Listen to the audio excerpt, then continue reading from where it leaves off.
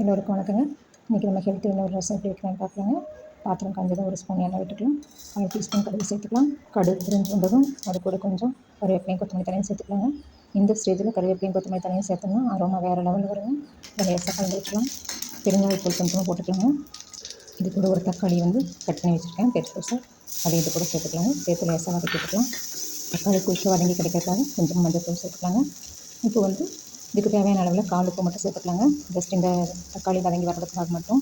தக்காளி ரொம்ப வதக்கலைங்க, கொஞ்சம் பஞ்சியாக இருக்கிறதுக்காக இந்த ஸ்டேஜ்லேயே நான் கொதிக்க வச்சு ஆற வச்சு புளி தண்ணி சேர்த்துட்டேன். இப்போ நம்ம முக்கியமாக ஒரு பொருள் சேர்க்க போகிறோம்.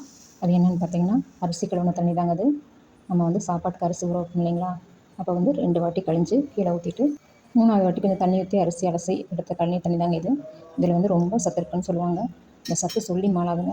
கிராமத்தில் தண்ணி எடுத்து ரசம் குழம்பெல்லாம் செய்வாங்க. இது சேர்த்துக்கும் போது கால் வலியெல்லாம் வராதுன்னு சொல்லுவாங்க. அடுப்பானல் ஆரம்பத்துலேருந்தே சிம்மில் தாங்க இருக்குது. ரசம் எப்பவுமே சிம்மில் வச்சா தான் நல்லாயிருக்கும். இப்போ நம்ம தேவையான அளவுக்கு உப்பு சேர்த்துக்கலாங்க. உப்பு சேர்த்து இறக்கி விட்டுக்கலாம்.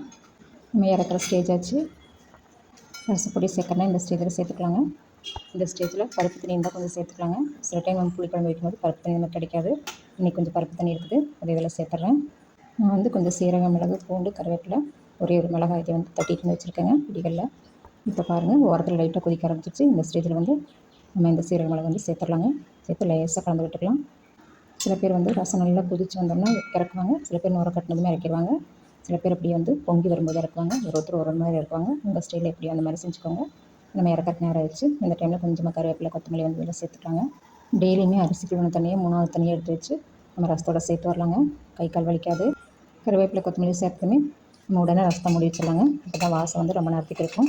நம்மளோட ஆரோக்கியமான கழுநீர் தண்ணி ரசம் ரெடி ஆயிடுச்சுங்க. இது கூட சுண்டைக்காய், வத்தல், அப்பளம், பீர்க்கங்காய் பொரியல், பீட்ரூட் துவையல் இதெல்லாம் காம்பினேட் பண்ணியிருக்காங்க. ட்ரை பண்ணி பாருங்கள். உங்களுக்கு பயனுள்ளதுன்னு தோணுச்சுன்னா உங்களோட ரிலேட்டிவ்ஸ்க்கும் ஃப்ரெண்ட்ஸ்க்கும் ஷேர் பண்ணிவிடுங்க. தேங்க்ஸ் ஃபார் வாட்சிங்.